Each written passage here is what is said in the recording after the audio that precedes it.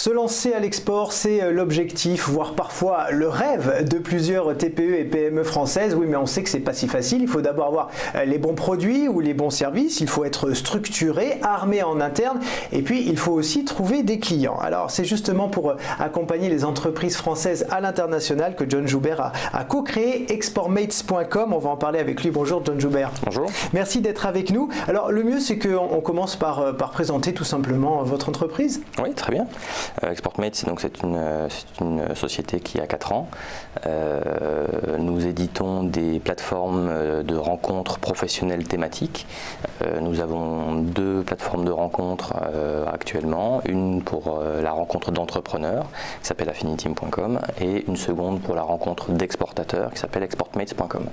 Alors en gros, votre constat de base, c'est de dire qu'aujourd'hui le salut des entreprises françaises est à l'export et donc il faut les pousser, les accompagner et puis surtout faire front ensemble. Tout à fait. Il y a une chose que énormément de PME considèrent aujourd'hui, elles ont envie d'aller à l'international pour une raison évidente. On a un marché de 60 millions de consommateurs, 66 millions de consommateurs, donc des infrastructures pour 65 millions de consommateurs. Le monde, c'est 7 milliards d'habitants. Donc ça veut dire que aujourd'hui, aller créer de la valeur, aller rechercher de la valeur, le marché international est énorme et les PME ont envie d'y aller. Elles ne réussissent pas forcément, mais en tous les cas, on sait que les PME françaises ont envie. Ouais, mais elles ne sont pas forcément armées. C'est le constat que vous avez fait. C'est pour ça que vous avez créé Exportmates. Alors, il y a premièrement un problème de French bashing, c'est-à-dire qu'on a un problème de confiance en nous. On a des bons produits, on est capable d'aller à l'international.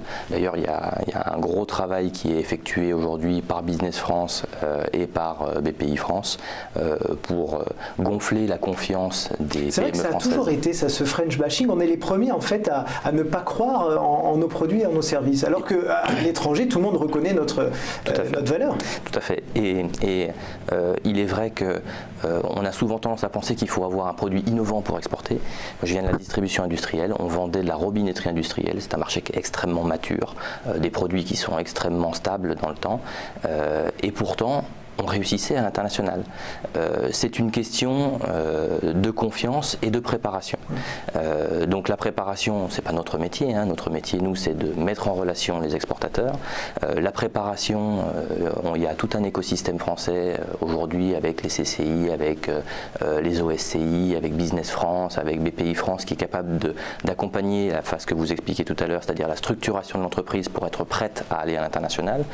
Vient après le deuxième challenge, c'est de trouver des clients. Et trouver des clients, aujourd'hui, s'appuyer sur le réseau de partenaires, c'est ce qui est le plus rapide pour trouver des clients. On n'est pas forcément, on ne croit pas forcément au tout digital. C'est pour ça que c'est un réseau humain, puisque Exportmates, on ne met pas en relation des entreprises, mais on met en relation des commerciaux export. Pourquoi ? Parce qu'on pense que l'humain reste au centre de l'efficacité dans la coopération. Et donc notre métier, c'est de mettre en relation les exportateurs. Alors concrètement, est-ce qu'on pourrait dire que ça marche comme un Facebook de l'export, c'est-à-dire qu'on crée un profil et puis les gens se parlent entre eux. Alors racontez-nous comment ça se passe concrètement. Alors l'interface, on peut dire que c'est un Facebook-like parce qu'on a construit ça autour d'une ergonomie Facebook pour que ce soit facile à prendre en main. Par contre, on n'est pas un Facebook, on n'est pas un LinkedIn, justement parce qu'on a un algorithme de mise en relation. Donc effectivement, comme tous les sites de rencontres, comme tous les réseaux sociaux, quand on s'inscrit, on crée un profil. Dans ce profil-là, on va définir ses cibles de marché. Ces cibles restent totalement confidentielles. Donc les pays et c'est ça les cibles de marché ? Oui, c'est ça. Alors pour nous, une cible, elle se compose essentiellement de critères qui sont le secteur d'activité et la zone géographique. Et ensuite, il y a d'autres critères. L'algorithme, on y viendra tout à l'heure. Il y a une quinzaine de critères qui sont pris en relation pour scorer la compatibilité. Donc une fois que ces marchés cibles sont définis, nous, on conserve cette information évidemment confidentielle, c'est le contrat de confiance entre l'exportateur et nous, mais on va s'en servir pour calculer un taux de matching entre 2 commerciaux export. Et donc c'est ça votre algorithme, le petit plus, c'est donc qu'il va chercher les entreprises qui ont le plus de chances de mettre leurs forces en commun et le plus de chances du coup de s'entendre pour ensuite les lancer ensemble. Il y a une particularité française. La particularité française, c'est qu'on ne coopère pas entre confrères. Très peu, très rarement. La culture change, mais on est assez ancré dans ce système-là où finalement on ne coopère pas avec le concurrent et on coopère difficilement avec le confrère. Donc l'enjeu de l'algorithme et tout l'enjeu de la plateforme, c'est d'arriver à créer la confiance entre les commerciaux export. Et cette confiance, on la crée parce qu'on met en relation sur un schéma qui est complètement innovant. On ne met pas en relation parce que les entreprises se ressemblent, elles ne font pas partie forcément du même syndicat professionnel, elles ne sont pas implantées au même endroit. On les met en relation parce qu'elles ciblent les mêmes marchés. Donc finalement, quand on met en relation deux sociétés qui ont des produits complètement différents, donc qui ne peuvent pas se faire concurrence ni aujourd'hui ni demain, mais elles ont les mêmes clients cibles, alors elles ont intérêt à discuter ensemble. Ouais. Et alors qu'est-ce qui se passe une fois qu'elles sont mises ensemble, mises en contact sur votre site? Vous les laissez vivre leur vie ou vous continuez quand même à les accompagner dans leur travail commun ensuite? Alors, nous on n'accompagne pas. Nous, on n'effectue pas de prestations, de conseils ou d'accompagnement. Notre métier, c'est de connecter. Ouais. Donc, ce qui se passe quand on a effectué la mise en relation, c'est à la discrétion des commerciaux export. Pour deux raisons. La première, c'est que la multiplicité des options qui s'ouvrent quand on est mis en relation est importante. Ça peut aller du simple échange de contacts jusqu'au co-investissement dans un bureau de représentation, dans une filiale, etc. Donc là, pour le coup, c'est absolument pas notre métier et ça va être en fonction des enjeux des différents exportateurs qui sont mis en relation. Et la deuxième raison, c'est que quand on fait de la mise en relation humaine, parfois ça match et parfois ça ne matche pas. Ah oui, c'est un peu comme Mythique ou Tinder, c'est-à-dire que parfois il y a des atomes crochus au début, puis on se rend compte qu'on n'est pas fait pour être ensemble. Tout à fait. Donc je suppose qu'il y a peut-être des déceptions par là, mais quoi qu'il en soit, vous arrivez à rapprocher. C'est l'enjeu d'élargir les possibles. Lorsqu'on rencontre 3 exportateurs avec qui on aurait la possibilité de travailler, ça offre moins d'options que quand on en rencontre 25. On peut évaluer, on peut choisir en fonction de nos priorités marché et on peut choisir aussi en fonction de la capacité qu'on a à coopérer avec quelqu'un humainement. Alors parfois aussi il y a peut-être des petites batailles quand on se met en relation. Ensuite l'accompagnement, vous le dites, c'est pas votre métier, mais parfois une entreprise peut peut-être prendre le lead sur l'autre. Est-ce que finalement il y a une coopération après 50-50 entre les commerciaux ou est-ce qu'il y en a un qui prend plus le lead que l'autre? Vous savez comment ça se passe ensuite? C'est tout à fait à la discrétion des entreprises. Ça veut dire que à la limite, s'il y a une structuration ou s'il y a une contractualisation, nous on oriente volontiers vers des structures, vers des cabinets, des OSCI notamment, qui sont capables d'accompagner les entreprises sur l'organisation de cette coopération.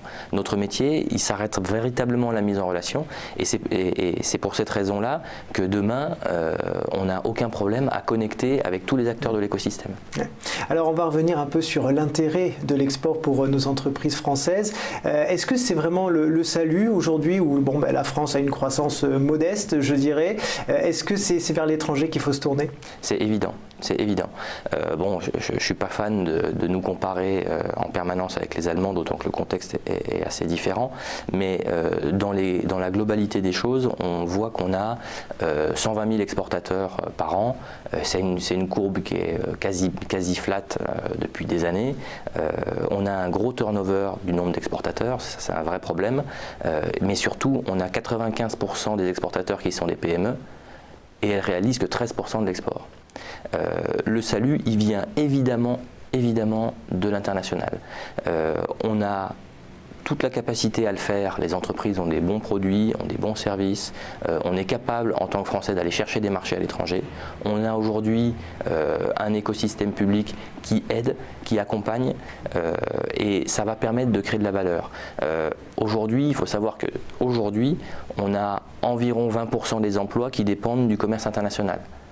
Ça veut dire que la valeur qu'on est allé chercher à l'étranger et qu'on a ramené en France grâce à l'exportation nous ont permis, ou en tous les cas alimentent 20% des emplois salariés évidemment en France. Les pays porteurs, c'est plutôt l'Europe qui elle-même est en crise dans beaucoup de pays, ou est-ce qu'il faut regarder vers l'Inde, la Chine, le Brésil, ces pays comme ça qui montent?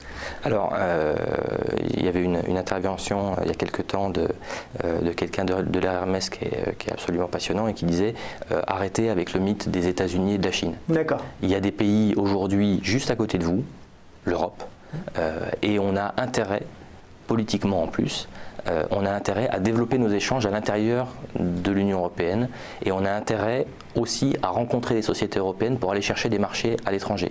On sait qu'aujourd'hui le contexte politique mondial est très compliqué. On est un petit peu pris en étau entre la Chine et les États-Unis.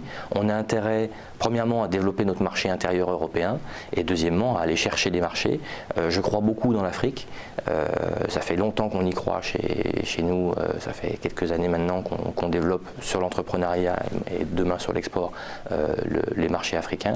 Il y a énormément de choses à faire sur l'Afrique, il y a énormément de choses à faire sur l'Europe. C'est vrai que la Chine c'est un très gros marché, c'est attirant, c'est très compliqué d'y rentrer. Il y a beaucoup de choses à maîtriser qui sont hors cadre du simple commerce ou du simple produit. Et les États-Unis, on sait que ça va être de plus en plus compliqué. Donc on a tout à fait intérêt à développer sur l'Europe et sur le continent africain. Alors très rapidement, parce qu'on est déjà en retard, vous menez actuellement une opération en région Rhône-Alpes-Auvergne. Vous pouvez nous en parler en quelques mots? Alors en quelques mots, en fait on est en train de lancer avec les acteurs institutionnels et l'écosystème de l'export en Auvergne-Rhône-Alpes une expérimentation soutenue par la Directe. On va offrir une licence à chaque entreprise d'Auvergne-Rhône-Alpes qui exporte ou qui souhaite exporter. Donc ils peuvent venir sur votre site gratuitement pendant un an pour tester vos services. Oui. Eh bien merci beaucoup John Joubert d'être venu nous en parler sur ce plateau. Je vous rappelle que vous êtes cofondateur et président d'exportmates.com.